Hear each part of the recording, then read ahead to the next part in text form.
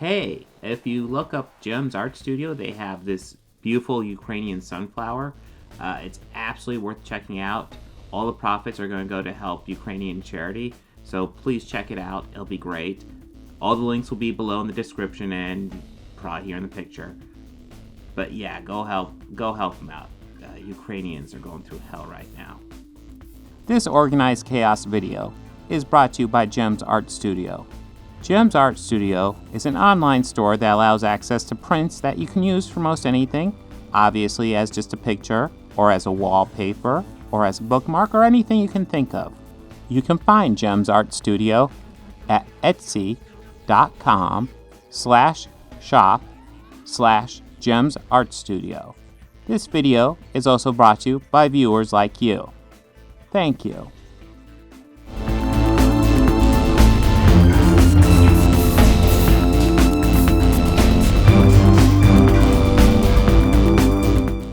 Hello again. Kind of an interesting week. I actually have 2 episodes I recorded, but then kind of stuff came up that I ended up wanting to talk about, so I ended up pushing this episode forward and kind of just having 2 in the queue to use at a later date, depending on what comes up. Kind of want to be a bit more live. I don't like, being so far behind.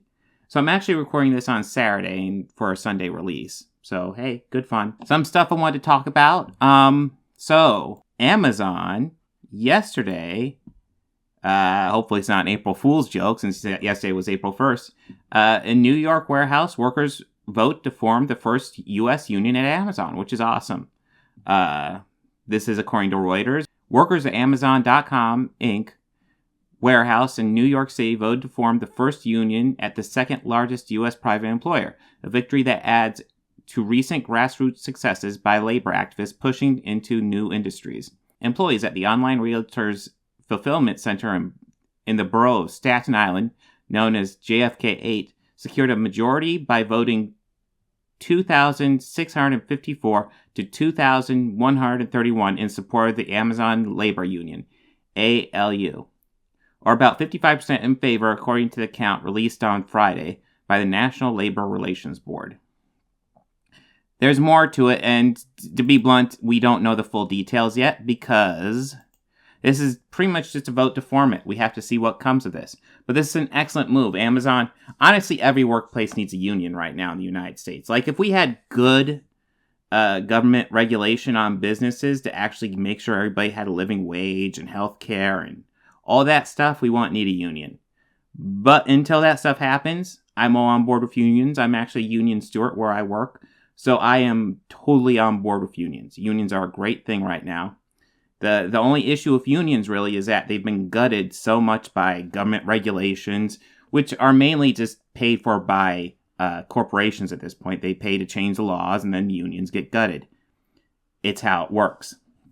That being said, they are still very valuable as a general rule. Even if your union is gutted, your union's going to be stronger than just being stuck on your own. So, yeah. Yay unions, yay Amazon. Hopefully the entire business gets unionized, and then we can get Walmart unionized. Just get every place unionized. Get all the workers their proper pay. That'd be awesome. And I just want to talk about that because I think unions are good overall. Yes, there are corrupt ones, but overall they're good. Now, to get on to the main crux of this episode, almost a week ago today, I guess a week ago today from when you're watching this, there was literally a crime witnessed on the Oscar stage when Will Smith assaulted Chris Rock. And there have been a lot of opinions on this. I even gave mine on the last video I did. I did my full thoughts on it on the Jubilee video, which I don't think a whole lot of people watched. But you can get it on there. A quick summary. My thoughts are violence bad. Yes, it's a bad joke, but on the Academy Awards stage, it's almost expected that you're going to get roasted a bit. So if you're in the audience, expect to get roasted a little bit by the person on stage. And let's face it, Chris Rock's joke was way more mellow than anything someone like Ricky Gervais did. Yeah, and it's just a joke at the end of the day. You cannot attack a person just because they tell a joke you dislike. And that's kind of summarizes my thoughts as quickly as possible, really. Now, there have been lots of takes on this, and lots of them have been really bad. Which brings me to Rising, or as it's now called, Breaking Points with Krystal and Sagar. They started out with a show, and I started watching it regularly on The Hill. The Hill had a YouTube channel. It wasn't very popular, but they started doing a YouTube show on there called Rising with Krystal and Sagar. And the idea is they are the new right and the new left. Populist right with Sagar, and then populist left with Krystal. And if you're not sure exactly what populist right and populist left is, quick summary. The idea is, in most part, the people and the public are being abused or being underpaid. These are kind of opinions being shared by both the populist right and the populist left. The biggest difference between the two is that the populist left believes the issue is with the very wealthy, that they're hoarding all the money, they're not giving enough down below, they're not paying enough in their taxes, they're not contributing enough to society, and they're just leeching off society while everybody else is stars. The populist right believes the leeches are actually people like undocumented workers, people of color, anybody who's lower class. To be 100% blunt, one of these positions is correct and the other one is outrageously wrong. It's been proven the wealthy don't pay enough in taxes. They just have yachts. I think Jeff Bezos had a mini yacht to his giant yacht now. They're just sucking up all this wealth and not giving enough to their employees. Hell, Amazon just formed a union because Jeff Bezos isn't paying them enough. The idea is that Sagar's on the populist right, Krystal's on the populist left, and they have their arguments. And that was the whole point of Rising. And I watched Rising for, I think, a couple years. Pretty much until they left. And I thought it was an excellent show. I thought Sagar was probably one of the more agreeable right-leaning people I've ever seen. And then I agreed almost entirely with everything Krystal said. So I thought that was great. Now, eventually they left because The Hill did have issues, because they did have lots of anti-corporate talking points. They said lots of things The Hill largely didn't like, but it was a popular show for their channel. So The Hill stuck up with it for a little bit, but eventually it got to a point where Krystal and Sagar left and they started their own YouTube channel called Breaking Points. Something I was excited to see, because I would like to see them do their own thing without any corporate structure requiring them to do certain things. I thought it'd be exciting to see. And I did watch it for a few months, but I'm not going to lie, I got kind of disappointed fairly quickly. Maybe not fairly quickly. Like I said, I hung in there for a few months. But I felt the show there would be times where they would come up with a story and it would just be wildly misinformed, like they're basing their entire story on a tweet. And it's not like me. I'm by myself doing this shit. They actually have a team. They got to 400,000 subscribers or something insane like that. Stupid fast. I think they're at 750 now. And I don't think they've been doing it for quite a year yet. Maybe about a year? I mean, Jesus Christ. They have a team. And it's clear they could be doing a lot better, but they don't, because Sagar, I feel like, has now gone to a point where almost all his stories, I guess I haven't watched it for a couple months, so maybe it's not this way anymore, but it reached a point where every goddamn story was Dr. Fauci's fucking evil. Which, you know what, Dr. Fauci's not great, but you know what, he's not the fucking Antichrist either. And the other story would be, the virus was leaked from a lab. And that's something else where I look at the evidence and I say, yeah, I think there's a good chance it was leaked from a lab. Not 100% sure. Maybe a monkey fucked a bat in some fucking sewer somewhere. But I think there's a very good chance it leaked from a lab. I think evidence does lean that way. But the difference between me and him is he seems to think this changes the whole game. Whereas I look at it and I'm like, it sucks. Maybe we need to look at that. Maybe we need to look at our precautions. But we still have to deal with the fucking virus that's here. I mean, COVID seems like it's subsiding, but we don't know if it's going to stay that way. We have to deal with what we have. We can't just blame people and say, oh, it's their fault. Virus over. I solved it. We found out who to blame. Fixing the blame doesn't do anything. You gotta fix the fucking problem. And then the other thing Sagar would always talk about would be UFOs. And I'm not gonna lie, I'm totally on board with doing some UFO conspiracy stuff. I think it's kind of dumb, but, it's fun. So, that's... Sagar's okay when it comes to that. Pretty much exclusively. And then Krystal would actually usually have some hard-hitting stuff. But I also felt even more and more often, they would Saga would say something crazy, and then Krystal's response would just be kind of like, oh, yeah, I don't agree with that. But, there's bigger issues to deal with. And it would be so milquetoast. And it's like, Krystal, he just said something outrageous. You need to seriously rebut that. And I think I really stopped with the Joe Rogan stuff. Because I got kind of annoyed with how quickly they were to just suck Joe Rogan's dick, to be 100% frank. Listen, I don't have a huge problem with Joe Rogan per se. I think Joe Rogan is just kind of seems like he's a fun, personable guy that does a podcast. My issue is when he brings on people who are known for spreading misinformation, harmful misinformation, and he brings them on and treats them like serious guests and gives them very, very little pushback. Maybe a little bit here and there. For the most part, he lets them spin their wild lies. And I think that gets kind of outrageous. I think he has a huge platform. I don't think he wants to treat it as responsibly as he needs to. Because the unfortunate fact is, when you get a platform that big, you have responsibilities at that point. You may not want those responsibilities. You may just want to get high with some friends and talk about some crazy shit. But now you have tens of millions of people talk about you're some sort of great truth teller. And I think it's important for someone to tell them, no, you have people listening to you. Use your platform responsibly. Yeah, you know what? If you want to get high and talk to David Lee Roth or even Elon Musk, go ahead. There's no harm to come from that. But you bring on someone like Robert Malone, someone who has been proven to be a liar, who is spreading vaccine misinformation that is costing people's lives. That's where I have a problem. And Joe Rogan obviously isn't properly vetting these people. And that's my issue.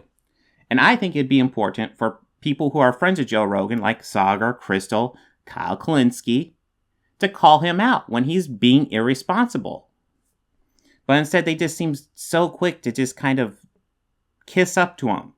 And I get it. He seems like a fun, personable guy. But sometimes you need your friends to say, hey, dude, double check yourself. Because if your friends are just enabling you to do bad behavior, that's a problem. But I feel like we've gone a bit off track. The whole point of this video is the Will Smith, Chris Rock slap. And we're going to be going over some bad takes. And I saw that they had a debate about this. And when I saw this, my initial thought was, oh God, what, does Sagar have a really bad take and Krystal is a free speech take? That'd be my immediate assumption when I saw they had a debate about it. But then I saw some stuff on Twitter and I thought, oh crap. Maybe I need to do a video talk about this. Essentially, we're going to look at Krystal's thoughts, who, to my mind, is still a progressive. I think she needs to research on her show more. I think she needs to stand up to Sagar a lot more, or maybe even break away from Sagar. But I still largely think she's good and she has good opinions. Krystal and Sagar debate Will Smith slapping Chris Rock. There's okay, the second part of this is a very contentious debate happening here on Breaking Points and with our control room set. So I'm shouting out at all of them. You all might have noticed, everybody's talking about it. Chris Rock took a slap to the face by Will Smith after entailing a joke about his wife. We have the uncensored version of that from Australian television. Let's take a listen. Jada, I love you. G.I. Jane 2, can't wait to see it. All right?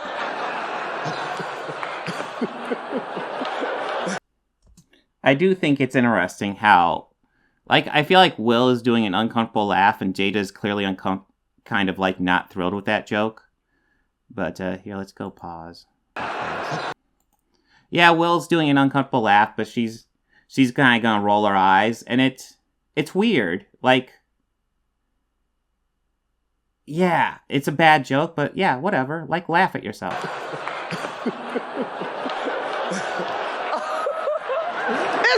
That was a nice one. Okay. I'm out here. Uh-oh, Richard. Oh, wow. Wow. Will Smith just smacked the shit. And I know lots of people are still saying this is fake. When you do a fake slap, Chris Rock's hands were behind his back, but they're still behind his back. It's just kind of his standing position. So when you do a fake slap, he's going to slap. Chris Rock's going to do the move like he just got slapped. And then behind his back, he's going to go. And that's supposed to be the slapping sound. That's not what you heard. What you hear is more of a thump. Oh, wow. It's the sound of an impact near the microphone. Probably his sleeve even brushing up against the microphone when he did it. This is pretty fucking real. Get out of me. Keep my wife's name out your fucking mouth. Wow, dude. Yes. It was a G.I. Jane joke. Keep my wife's name out your fucking mouth. I'm going to, okay? Okay. Yikes! Props to Chris Rock for keeping his composure. Yeah, absolutely. Until he yelled, "Keep your wife's name out of your fucking mouth," I would have thought it was kind of staged still, because he recovers so smoothly. And it's so clear, like, he's just ready to continue the show. He doesn't want this to interrupt. It might have just been this weird blip until Will Smith started yelling. During all of that. So we had to find a political angle to the story, and some politicians, 2 members of the squad, decided to jump in but quickly deleted their takes here. Let's put this up there on the screen. First one was from Representative Ayanna Pressley, who, to be fair, actually does have alopecia herself, much like Jada Pinkett Smith. She said, "Alopecia Nation, stand up. Thank you, Will Smith. Shout out to all the husbands who defend their wives living with alopecia in the face of daily ignorance and insults. Hashtag Oscars, women with baldies are for real, men only. Boys need not apply." Wow, that is a really bad take. You're defending violence. Will Smith committed a crime on that stage. Listen, man, crime laws get weird, and there's some things that shouldn't be laws. I think the biggest issue with laws right now is the fact that members of Congress actually really don't have to follow them. That's an issue. That's looped into all laws right now. Members of Congress and all that, they don't have to follow this shit. It's weird. It's an interesting exception to be thrown in there. But, yeah, Will Smith committed a crime. That should not be honored in any way. Yes, alopecia is a thing. But when you're really famous, you're going to be a target of jokes and roasting. You gotta have a thicker skin than that. And I know Will Smith is probably one of the biggest figures in the world, possibly ever. But you gotta have a thicker skin than that. You cannot commit assault. The second one, Jamal Bowman, let's put this up there on the screen, said, quote, "Teachable moment, don't joke about a black woman's hair." Oh, Jamal, I like you. Don't do shit like that. Okay, I have a lot of thoughts on this, Krystal. I personally am completely on the side of Chris Rock. These narcissistic celebrities literally live their lives for commentary by the elite. Will Smith and his wife literally do entire podcasts about cheating on each other and adultery. Choice. Yeah, they can do whatever they want. Couple. I'm not going to judge their marriage. I don't care. What I'm saying is you live your life for the spectacle and want commentary. And when Chris Rock, a fellow black man, makes fun of your wife for entertainment, and it was also a G.I. Jane joke, losing your composure like that in the Oscars is very embarrassing for you personally, and also it's an outrageous kind of breach of decorum. So I'm completely on the side of Chris Rock here. I think.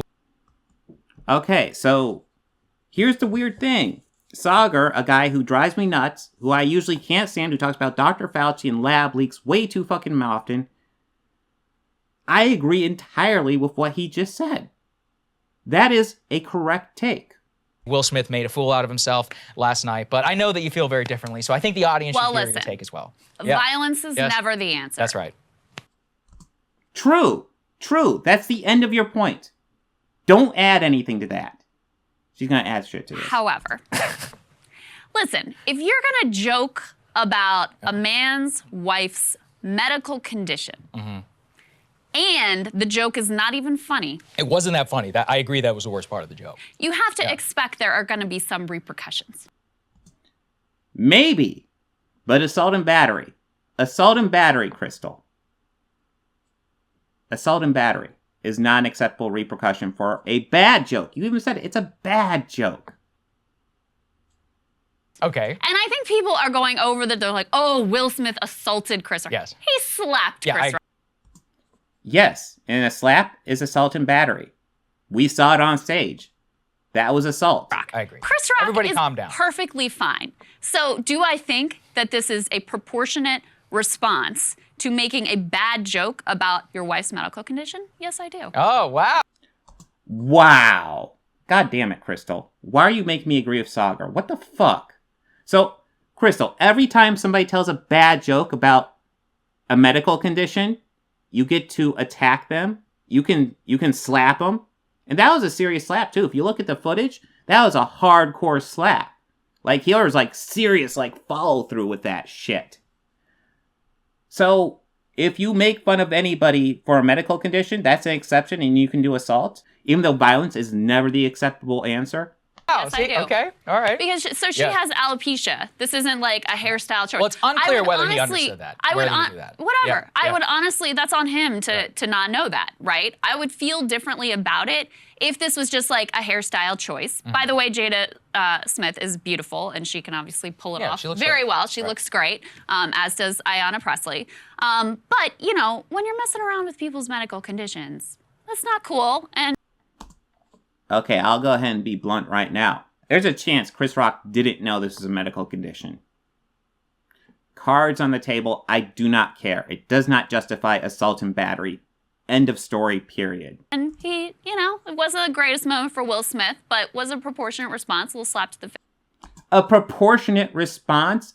Violence? You just said violence is never the answer. And now you're saying, oh, you know, if they make a bad joke, she even said it's a bad joke. So what? If it was a good joke about a medical condition, that'd be acceptable? Oh.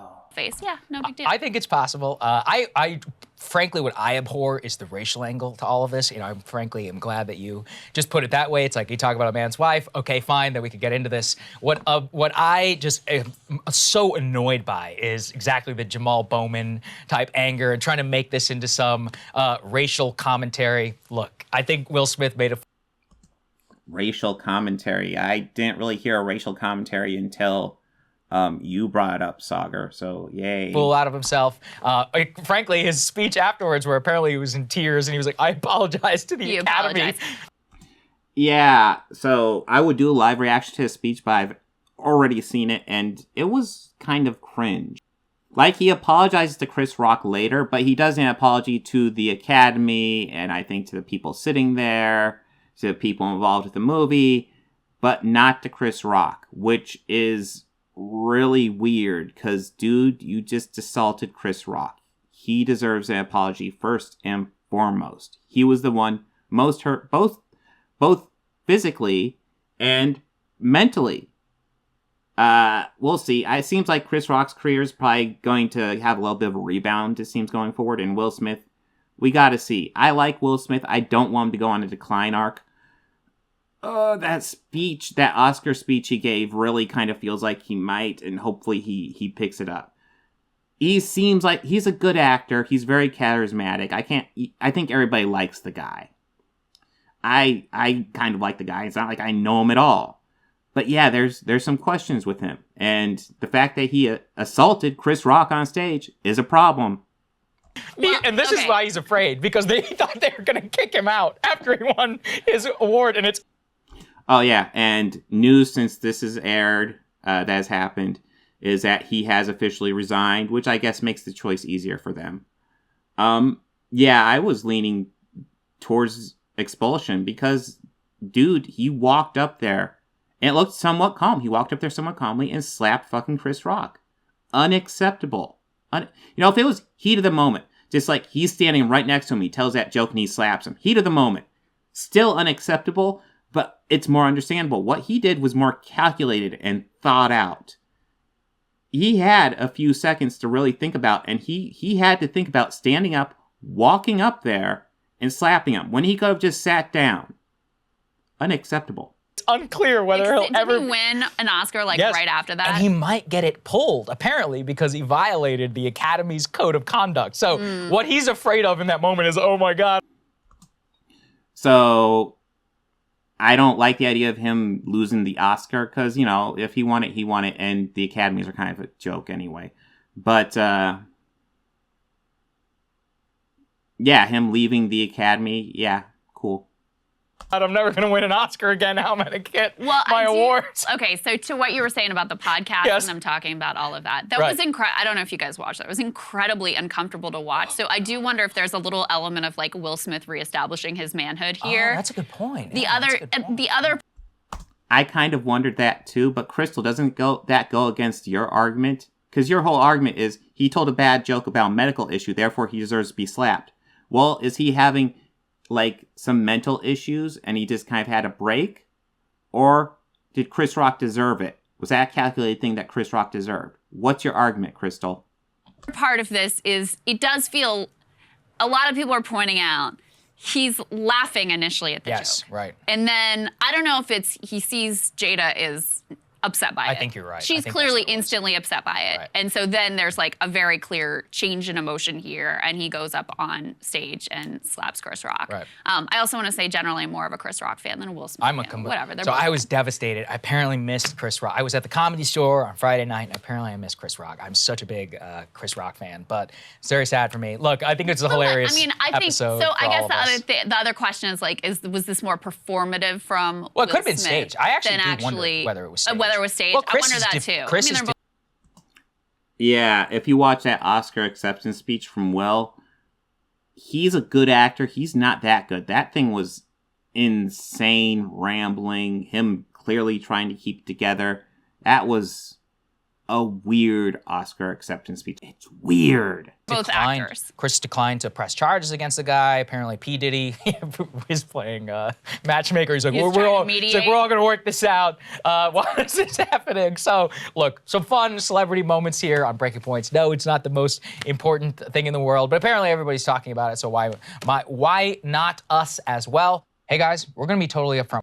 Okay, so outside the weird racist shit Sagar decided to throw in there, I largely agree with his take on this situation, which feels fucking gross. Because, like I said, I largely respect Krystal.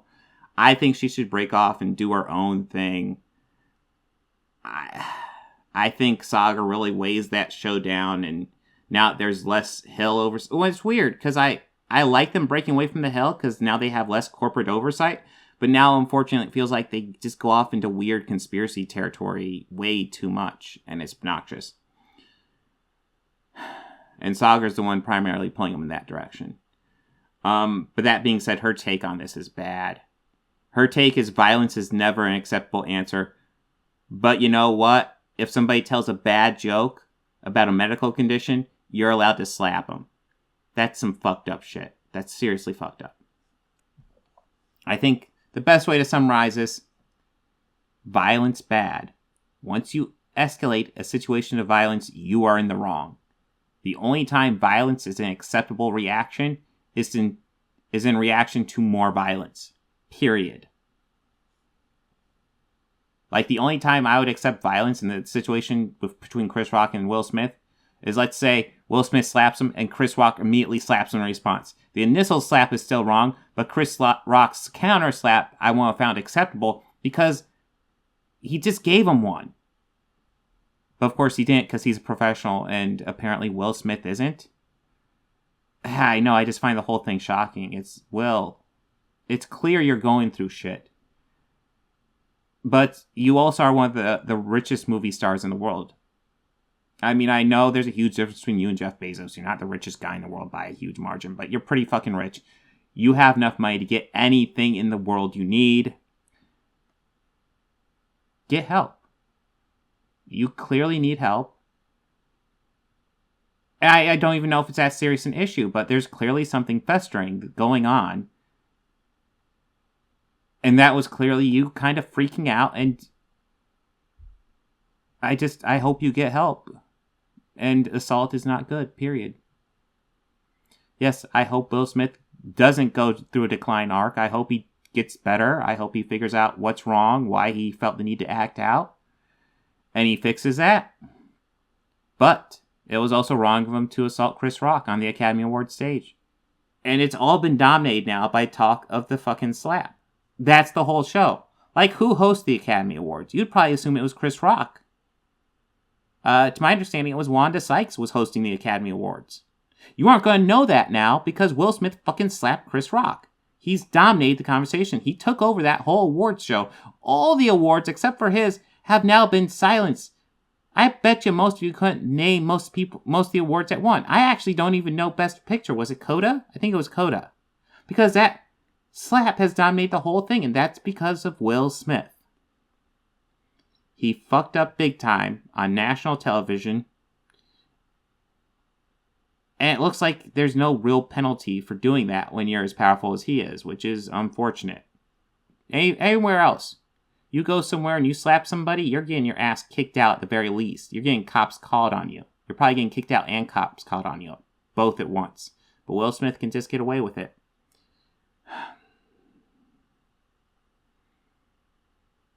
And it's really disheartening that Krystal Ball seems to think what he did is okay. Really disheartening, Krystal.